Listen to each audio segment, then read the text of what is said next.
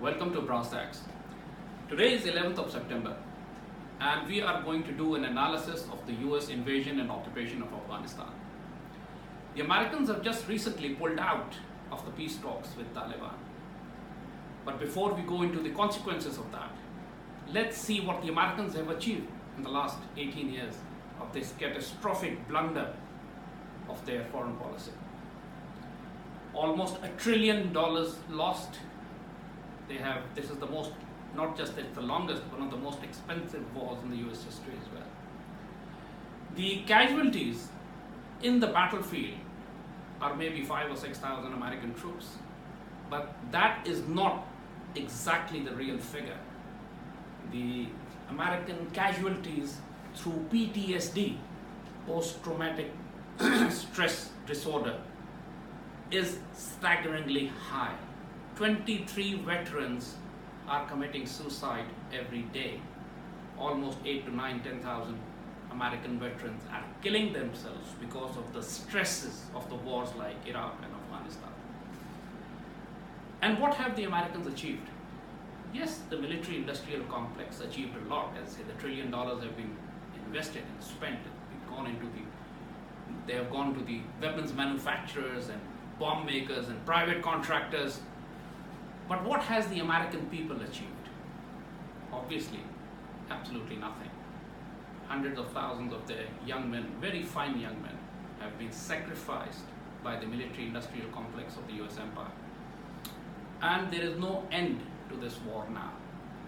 So where do the Americans go from here? Mr. Orangehead, when he pulled out of the peace talks, it was very flimsy excuse because he said the Taliban have attacked and killed an American soldier. While all the time, when the last few years, when the negotiations were going on, of course they didn't start 6 months ago. The process has been going on for many years. The war has been going on in Afghanistan. Taliban have been attacking the Americans, and Americans in return have been attacking the Taliban. So this excuse is unsustainable, that just because of an attack, Americans are pulling out of the Afghan peace process. So where do the Americans go from here? Point is, they only have 3 options. They have seen it's been 18 years of war. They have not gone anywhere. Their war never had any termination strategy. They came for Al-Qaeda. Al-Qaeda has finished long time ago. They came to topple the government of Mullah Omar. That government has been toppled, but now has come back with vengeance. And Taliban are running over district after district every week. And very soon we'll find them on the gates of Kabul. Exactly at the same place where they were in 1996, just before they took Kabul actually. So where do the Americans go from here? And what are the consequences and fallout for Pakistan and the region at large? See, the problem is that Americans have no choice here. If they want a face-saving exit, they will have to come back and talk to Taliban. To try to form some kind of government in Kabul in which the allies of the Americans today who sit in the Kabul today and the opposition and the resistance, which is the Afghan Taliban, can sort of coexist. The second option which the Americans have is to invest more money, more men, more material, more war equipment into this war and prolong it for another decade.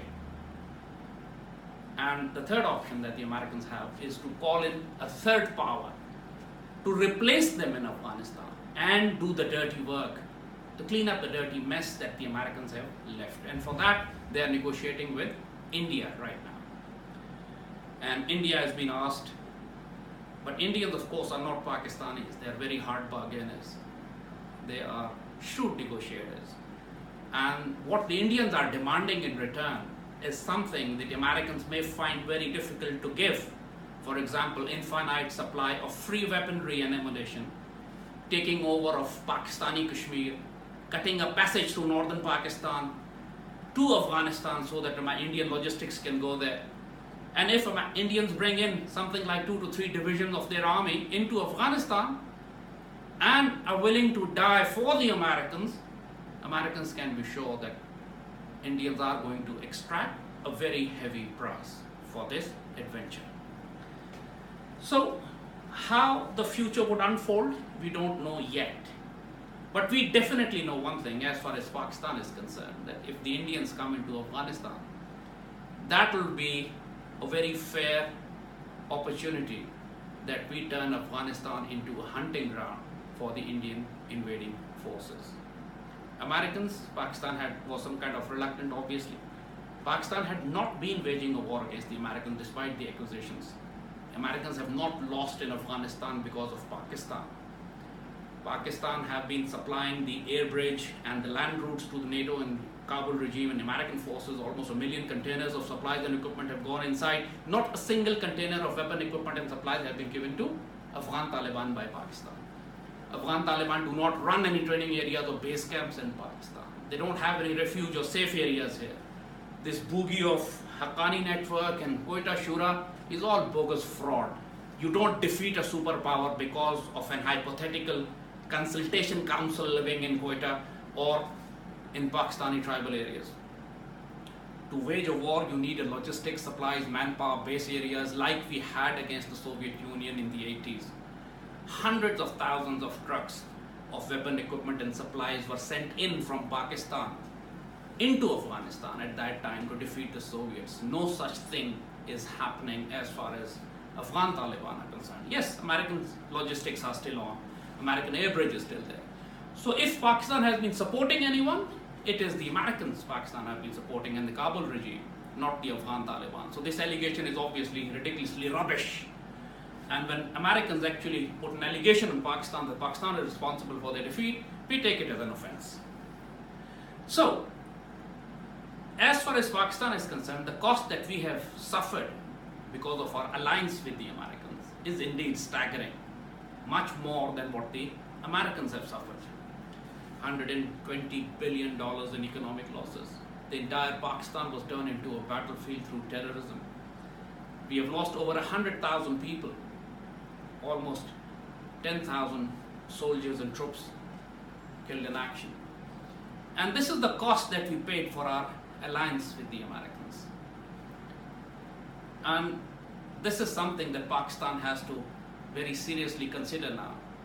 That are we going to allow the Americans to continue with the turmoil and chaos in Afghanistan so that the terrorist groups created by the CIA and Indian RAW continue to exist and flourish in Afghanistan to wage a permanent war of terror against Pakistan? Should we allow that? Or should Pakistan seriously get involved into Afghanistan? So far our reaction, so far we are passive. So far the Pakistan has recognized the Kabul regime, Pakistan is cooperating with the Americans. We are not recognizing Afghan Taliban as a legitimate party, even though the Russians, Chinese, Qataris, Turkish, Americans, every country is accepting and talking to them and accepting them as a legitimate party in a war in Afghanistan, except Pakistan.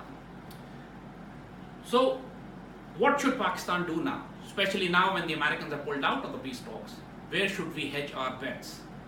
And the only option that Pakistan has now is to get fully involved in Afghanistan. Warn the Americans that if the Indians are brought into Afghanistan, Pakistan will go full bore against the Indian forces. Because if we may have some inhibitions against the Americans, we have no such limitations against the Indians. And if Americans try to cut a deal with India, which goes against the interests of Pakistan, like giving India access to political, diplomatic, military support, or giving them diplomatic support to capture Pakistani Kashmir, then Pakistan would respond in ways most appropriate for our national interest, which I don't have to repeat, I don't have to say or go into their details, but the appropriate response would be visible when it comes. The fact is that Pakistan should now openly accept Afghan Taliban as a legitimate party in the war. Allow them to have an office in Islamabad, just like Kabul has an embassy in Islamabad. And Pakistan should very seriously get involved openly, not covertly, openly into deciding what is in the best interest of Pakistan. For the last 18 years, we have been taking the beating. We have only been responding or reacting to demands of the Americans or the changing situation on ground. We were never proactive. We never went into Afghanistan to create a buffer zone to protect ourselves. In fact, instead we developed again a reactive policy of fencing the border, which of course is hurting the Afghan Taliban as well, and the refugees, and even the flora and fauna and the animals who live on both sides of the border. That is not a solution. Fencing is not a solution. As we say, when a dog falls into a well, you cannot clean the well unless you take the dog out first. Pulling out the buckets of water is never going to clean the well.